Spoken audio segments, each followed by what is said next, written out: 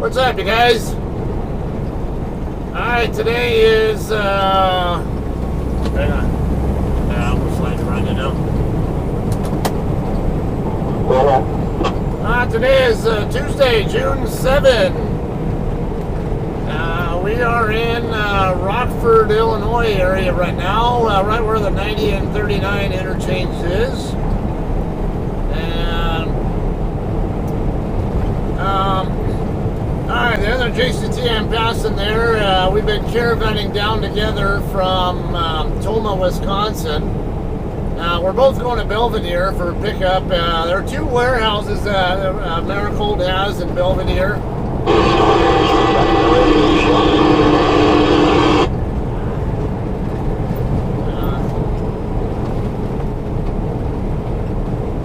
Okay, so there are two warehouses that built. My headlights flashing? I wasn't even watching that.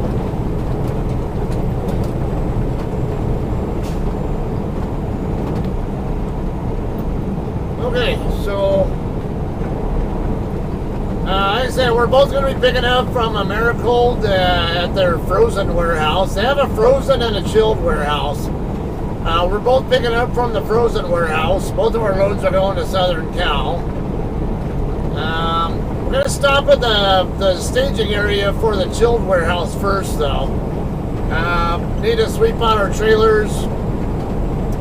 There was a line for, like a 5-truck long line for one single bay at the Blue Beacon in Portage, Wisconsin. I didn't want to sit there and wait in line for that.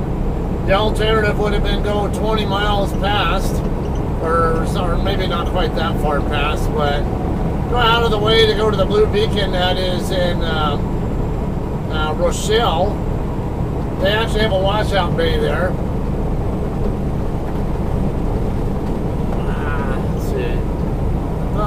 Yeah. I'll say, right here at Irene Road, we're going to get off the freeway. Or I guess I wouldn't call this a freeway because it's a toll road, a turnpike, whatever.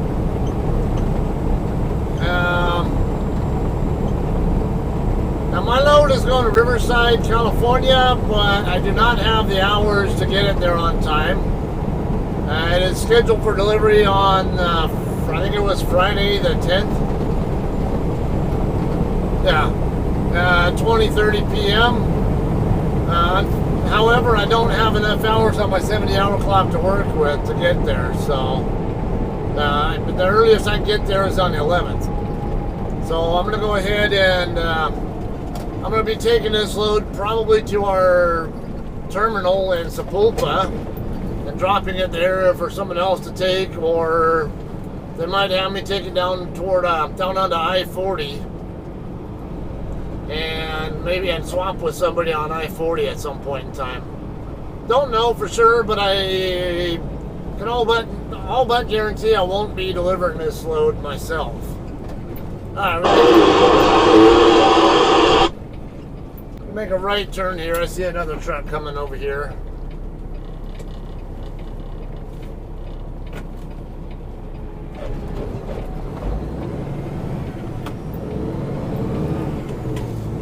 Alright, so if anything, this is a good opportunity for those of you guys who might be newer to JCT or any other company that does these Americold pickups. Get you exposed to both facilities because we're going to see both of them. We're only going to be picking up from the one, the frozen facility, which is on the east side. Or it's a few blocks east of the.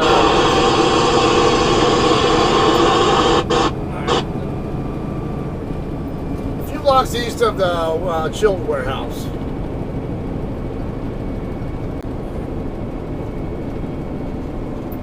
Okay, so I'm gonna cover a couple things here.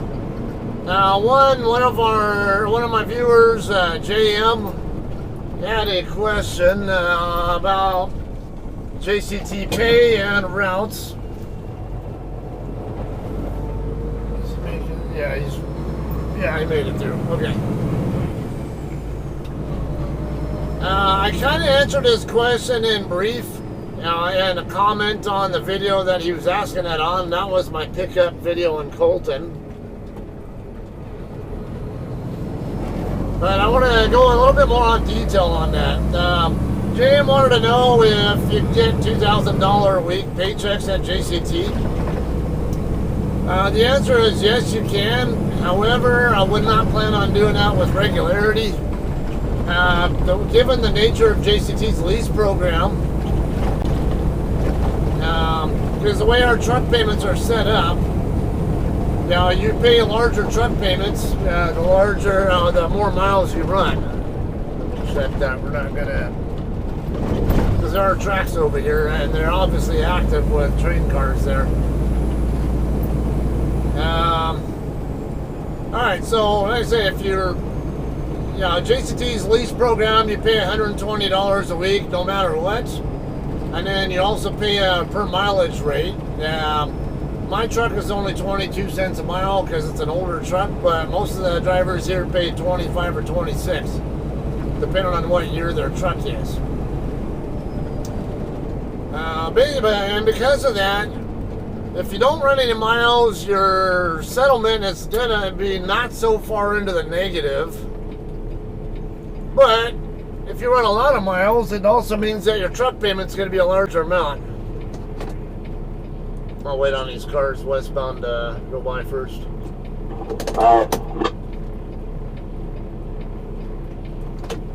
If they'll ever stop coming.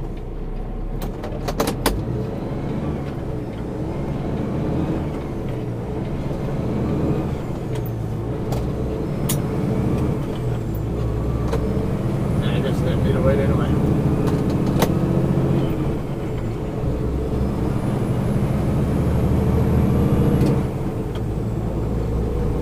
The cars that coming west, there's somebody they want to slow down for you.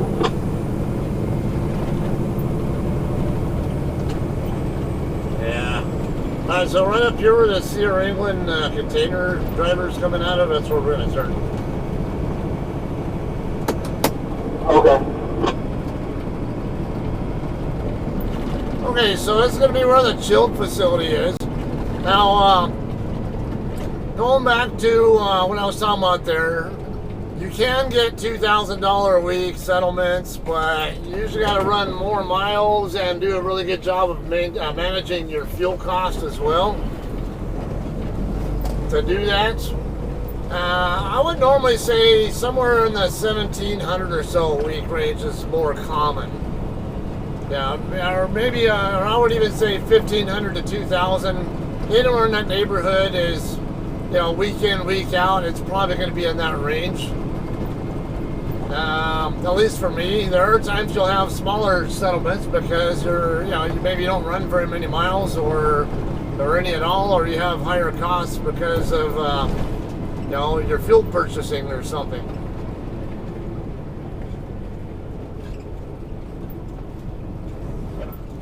What the hell? What the hell? They closed the lot up. Oh no.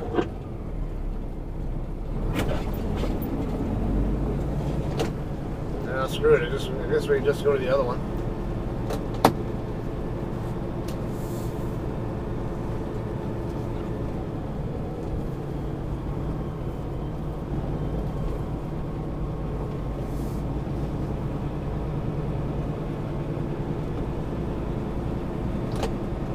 Wonder why they did that.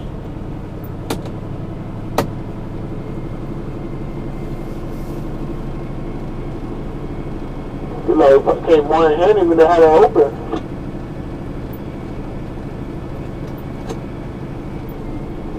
I got an idea. Probably just park over here to do this.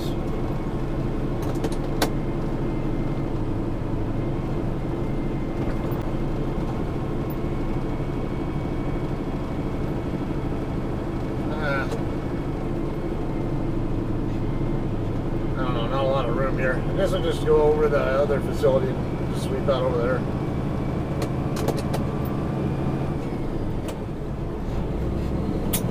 It's up to you. Yeah, might as well. Okay, so we'll just go over to the other facility and sweep on our trailers over there. There's like no parking signs and all that kind of shit there. I don't know why they closed that lot up. That's weird. I'm gonna have to ask about that. Okay, we're gonna turn right here and go a couple more blocks down and make another right turn, and that'll take us right into the frozen warehouse.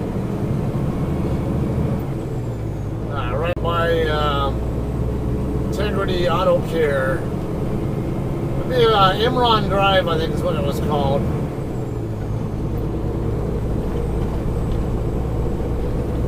Yeah, I think it's that three-way, the three-way intersection. Hello.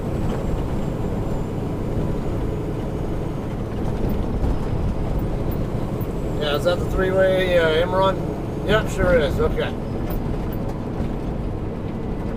Yeah, it'll be a right turn here, and that'll just take us straight. It'll dead end us straight into the other Americold. Anyway, just saying, if you want 2,000 miles a week, $2,000 a week settlements with consistency, you're going to be disappointed at JCT. Now, like I said, our lease program is set up where it's the more miles you run, the larger your truck payments are, and the larger your truck payments are, the faster you can pay your truck off. Our truck payments actually accrue interest, the truck balance accrues interest at about 10% per year, compounds weekly, and like I said, the payments, you make larger payments as you run more miles, so there are trade-offs there. You won't get as large settlements. That's Jesse right there.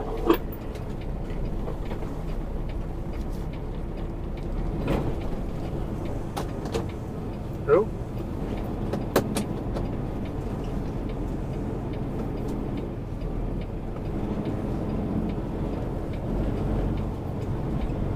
I thought about blindsiding in, but might see. I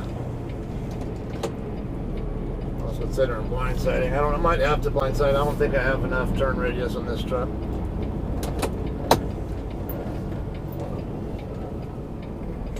Alright, so yeah, the other ways to do what he's doing there.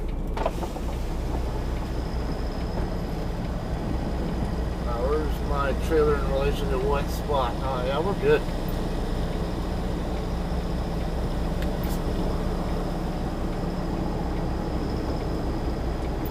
I think we're pretty close to the other JCT trailer, but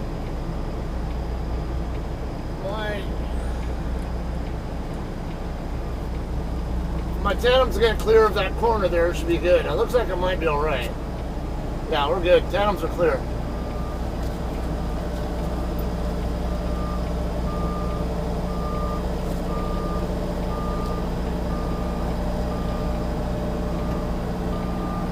Alright, perfect.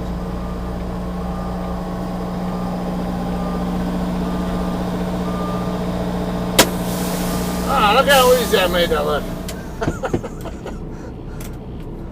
Alright, yeah, and that was all I really used is my, because sometimes on my number one watch video, I get people. Hi, Scott. Who's that, Stephanie or someone else?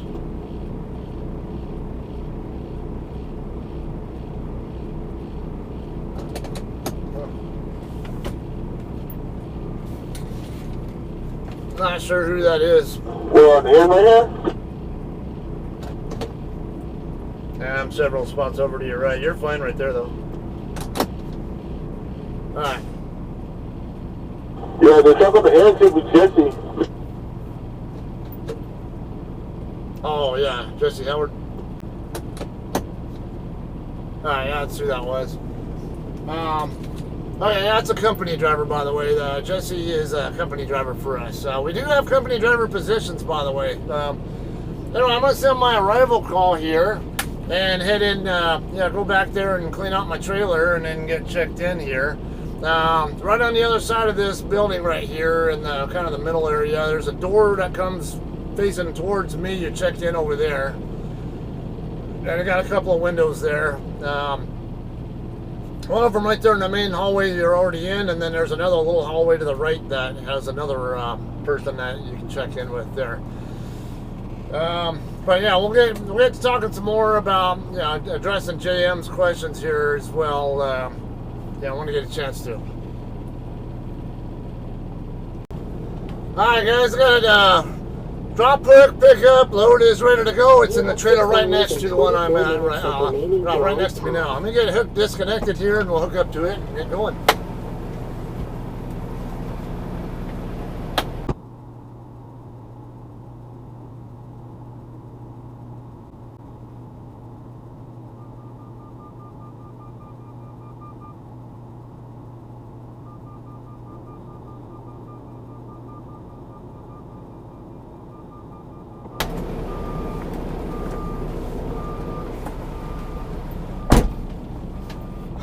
Okay, that landing gear is a little bit difficult to operate.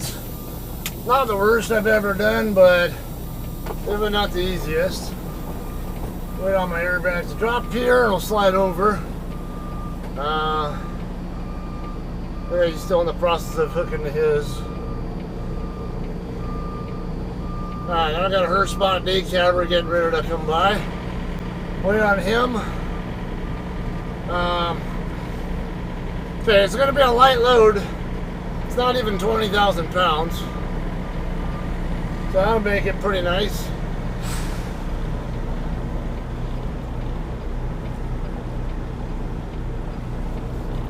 Oh, might be a tight fit there between. No, there should be plenty of room for him. If anything, there might be less room for me. I'll wait for him first.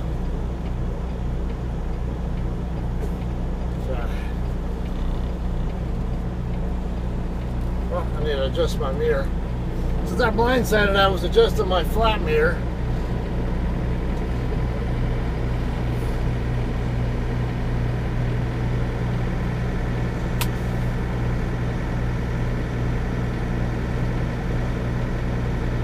Alright, now I got pressure.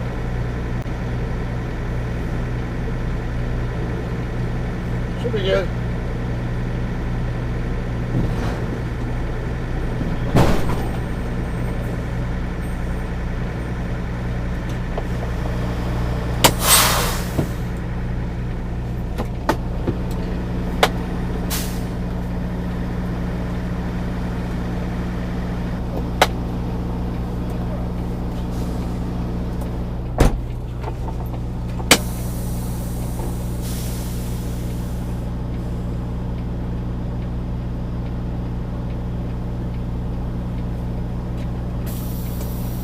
Alright guys, we're going to pull forward and slide the tandems to where I want them.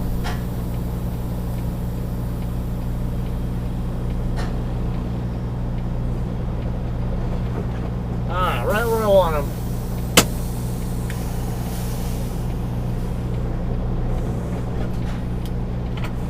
Okay, I'm going to go back a little bit. Now he can pull the slide tool out. Go for it! You pull it!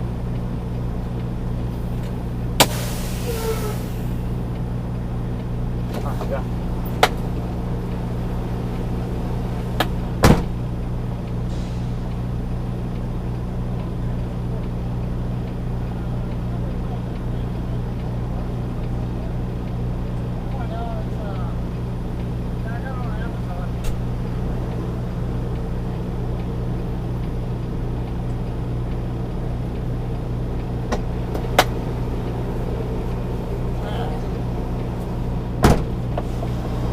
I'll get my departure. I'll get my departure set. I'll be ready.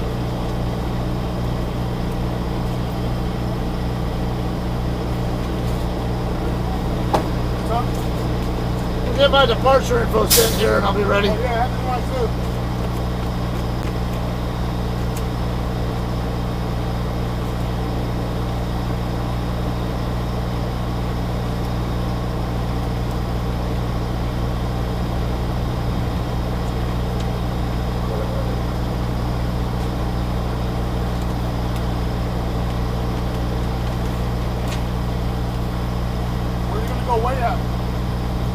But this week I'm not. I'll stop so I can get like maybe a quick bite to eat or something, and then I can swap out my SD card so I don't overwrite my data. Where are we going? To either Rochelle or to the Lebs and Oglesby sound good, or You know this area. Where's the good ski at? I don't know the area that well.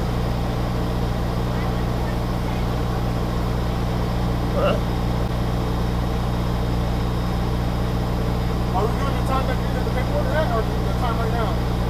I do it right now, personally.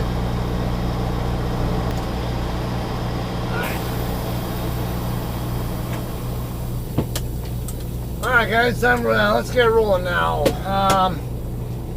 Now we're going to caravan down again together.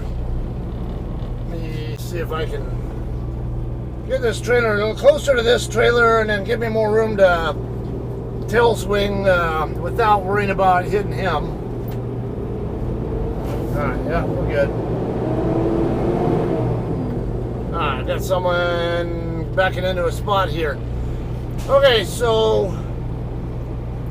like I said, I don't have enough hours to get this thing delivered on time, so I will be taking I-55, I-39 and I-55 down to St. Louis, and then I-44 from there down to our terminal.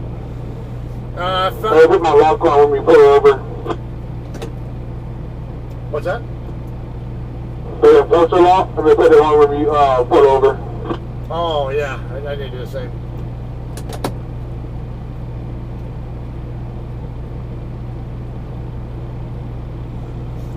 Okay, so going back to what I was talking about earlier, I didn't get a chance to completely answer JM's question about the $2,000 a week or so pay.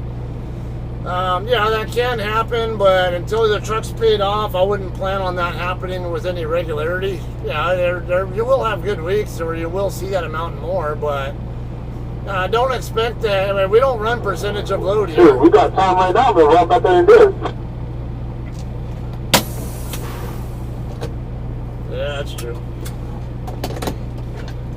Let me get my enforcer lock on.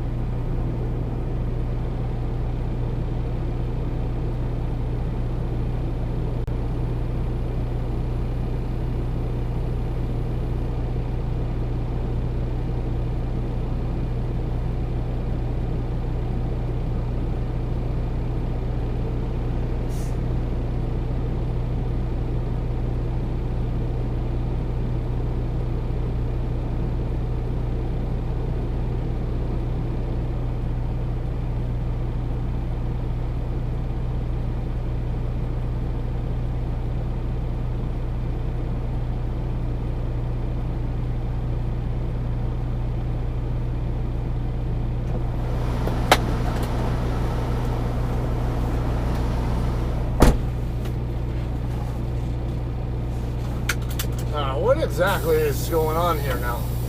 Is that the same guy? Yeah, looks like it. What the hell's he doing?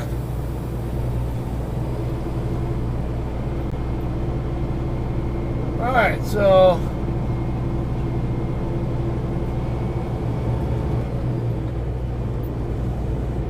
maybe we can finish now. Alright, so I think that kind of covers the pay part. Now, there was another part of JM's question, or comment, wanted to know if we do much in Las Vegas or Salt Lake City or anywhere between the two. We do loads into the Las Vegas area. Not a lot, but they are there. And we have done loads into the Salt Lake City area. I don't know that we still have anything that we deliver in that area, though. I've been known to do deliveries and pickups at Americold in Salt Lake City. Really not much else though. There is one other place right up like a block away from the Flying J. There's two Flying J's there, and the one that's right by Blue Beacon. If you go a block north of it, somewhere around there, there's a customer there that I went to.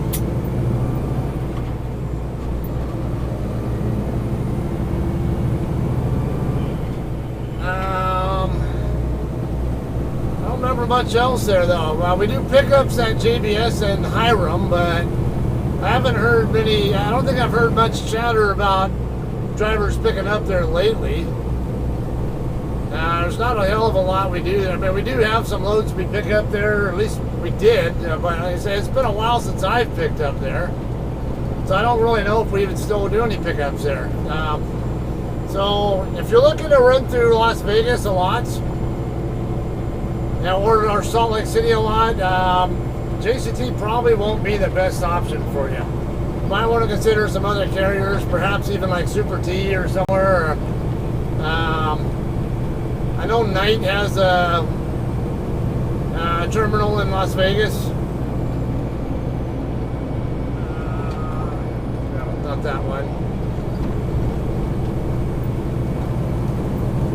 I know it's it's that street with a woman's name. I don't remember the name of it though.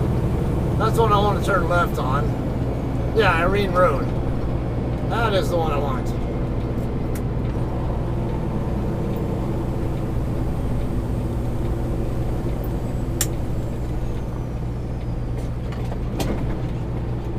Alright, so yeah, more often if I'm in the Vegas area, it might be because I have a load going to Sparks, Nevada from down here on I-40 somewhere, or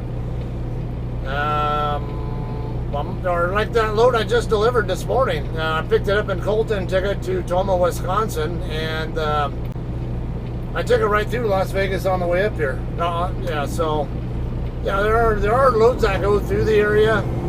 But as far as getting you home time, I mean, if you live in those areas, you can get there with, you get loads into that area to get you home, but it's, like I say, you won't necessarily have the easiest time in the world getting there like you might if you live in Southern Cal, like I do.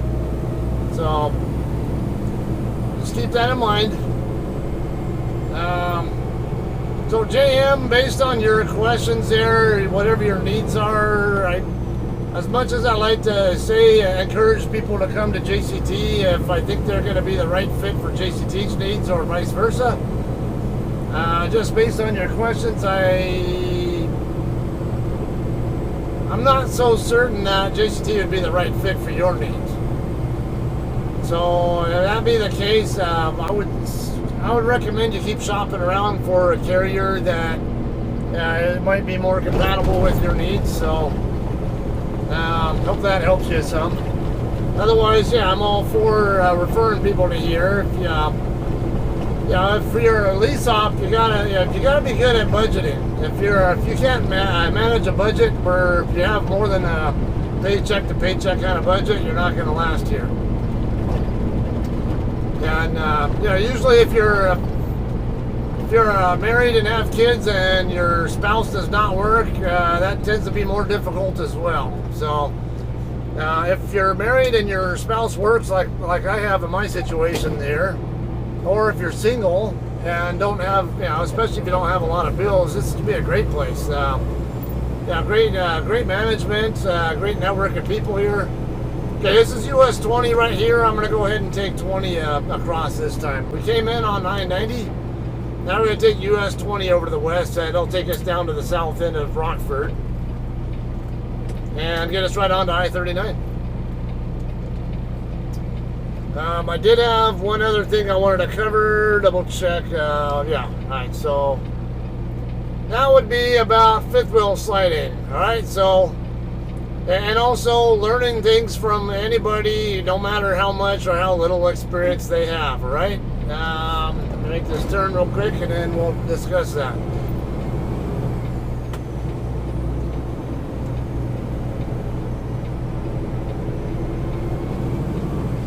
Gotta watch that car, didn't know which way they were gonna go. Okay, so We had a topic of fifth wheel sliding come up in our Facebook group recently. And the driver who asked the question had already slid his fifth wheel, but he was having difficulty getting his pins to lock in place. And there are different reasons why that could happen. Based on what he was describing, it sounds like he had the same problem that I have with mine, which is the actuator that's on the front of the fifth wheel. When you go to flip the switch to lock the pins back in place, the actuator itself does not move, so it doesn't allow the pins to move. Most of the time, if you try to slide a fifth wheel and it doesn't lock, it's because the pins are not lined up properly with the holes, and they're just mechanically bound up. But in that case, and in my cases, the last couple times, it was my actuator not working. It'll unlock it. It'll extend to unlock the pins, but it won't retract. So that was what his problem was. Now, someone else, because he asked basically about how to fix that problem, and another driver with 30 plus years of experience recommended he take the load back for rework. I'm like, why take it back for rework when you can get the, for one, he's already slid this fifth wheel. Two, why would you take it back for rework and waste your time and the shipper's time, especially when the shipper might tell you, based on what they see on the weights, and if they know your fifth wheel is slidable, they might say they're not going to rework you until you slide your fifth wheel first. Depends on how much the shipper actually knows and whatever. So just keep that in mind. I'm not trying to put the other driver down or act like I know more than them. But the driver brought in the issue of, I've been driving for 30 years and I know how to slide a fifth wheel. I'm like, yeah, well, how many times have you slid a fifth wheel actually? None. Okay, I've driven for 6 years. How many times have I slid a fifth wheel? I've done it several times for actual loads, and I know little nuances about sliding a fifth wheel that someone, no matter how experienced they are, if they've never done it before, won't know certain little details that I know. So my point is, just because he has a lot more years of trucking experience doesn't mean that he knows everything there is to know possible about trucking. There are little details that you won't know because you don't have the experience with certain things. And another one, I was just talking to Cody, one of the guys I trained. You guys know him. A lot of you guys know him. We were also talking about this yesterday, and we got to the topic of, basically how much weight you have on your steer axle, and he had mentioned that the less weight that's on a steer axle, the more sloppy his steering feels like it is. So, it feels looser when he's lighter. Whereas when he has like 11,000 plus, or even maybe like 12,000 on a steer axle, it has a more crisp, firm feel to it. And it got me to thinking, because when I used a loaner truck in April, it was that T680, I noticed that the steering was more sloppy, or not. I don't know how to really call it sloppy, but I could feel on the suspension at least, or something, tendency to hunt. Or the tires weren't sliding, but I could feel like it would kind of, like it'd be like some looseness in the steering linkage or something. Where if I'm holding the steering wheel in the same spot, it would feel tight, and then loose, and then tight, and then loose, tight, loose, whatever. Whereas with this truck, I don't feel that. It has a more firm feel to it, and I just assumed that it had something to do with the fact that I do not have an air rights system on my steer axle, whereas the T680 I used has a dual airbag air right system. But then when I'm talking to Cody, I trained him myself. He had said something about that, and about the weight issue and the steering response, and I'm like, you got me wondering about that now. So that makes me wonder if the actual reason why that T680 I drove had a more sloppy steering was possibly because the steer axle weight was always lower. I usually keep my steer axle weight in the mid 11,000 range. I don't want it too heavy for because if you ever have a steer tire blowout, it might be more difficult to keep control of the truck. But if it's too light, you get that sloppy steering, whatever, if that is the case. So, yeah, I kind of like that happy medium in the 11,000 range.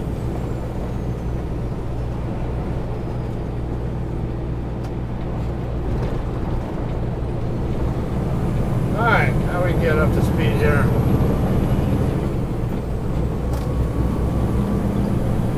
Alright, and my point on that, I personally trained Cody. And he brought up something yesterday that, like, you know, that's a really interesting point. I didn't put any thought into that. I might have learned something new there from the same guy I trained. You know, it's just because I have more years of experience than him doesn't mean that I know everything there is, or that I know everything that he does, that he knows, and then some. Another case in point. There's another guy I trained right before Cody, right before Cody, named Paul. He lives in Reno. And he ended up I trained him when I was in the both Paul and Cody when I ran Walmart Dedicated. Now Paul, he ended up leaving Sierra England and went over to JB Hunt in Reno, or Sparks, whatever you want to call it, and was regularly, like every single day, twice a day, going across Donner Pass. And yeah, he would run parts over from the Tesla from the Tesla Gigafactory over there in Sparks over to Livermore, California. Now he got really good at chaining his truck because they had a rule there. You have if they require chains at Donner, you're going to chain. And so he got really good at chaining. I know how to chain. I mean, I've done it myself. I even trained them both on how to do chaining, but doesn't mean that I'm better at chaining than him. In fact, because all his experience chaining his truck so many times, it got to where he's actually better at chaining than I am and faster at it and knows more of the nuances than I know. And so if I wanted to, I could actually go to him and ask for tips on the stuff that I don't already know about chaining. That, like I said, I know how to get the job done. Can I do it as efficiently or proficiently as Paul can, though? And the answer is no. And the reason why I can't is because I don't have the experience with chaining that he has. So, I'll rest my case here, guys. Don't act like you know everything there is to know about trucking related to someone with whatever number of years less experience than you. Now, you have a good amount of knowledge and experience to work with, and teach a lot of things from, but it doesn't make you God of trucking compared to somebody with less experience than you, right?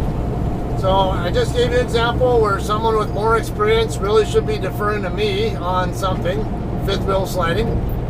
And I gave you two examples of where I would defer to my own trainees on things that that they know more about. So, and you don't have to be too proud to admit that somebody who has less experience than you or who you personally trained might know things that you don't know.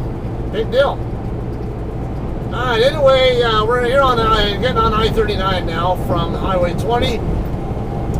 I don't want to have this video excessively long, and I think that was plenty to cover, so I'm going to go ahead and call this one a day. May or may not have another video for you when I get to the Sepulpa yard. We'll see how things go. I don't even know if I'm going to drop it there or swap it somewhere on I-40, but whatever the case, I'll have some kind of an update for you before long. I do have other stuff like non-pickup delivery stuff I want to cover in other videos as well. So there's plenty more to come. Whatever comes next, I don't know. So, but until then, I will let you know whenever that happens. Alright, so with that said, you all have a great day. I hope you guys enjoyed watching this, and we'll see you on the next one. Alright, thanks.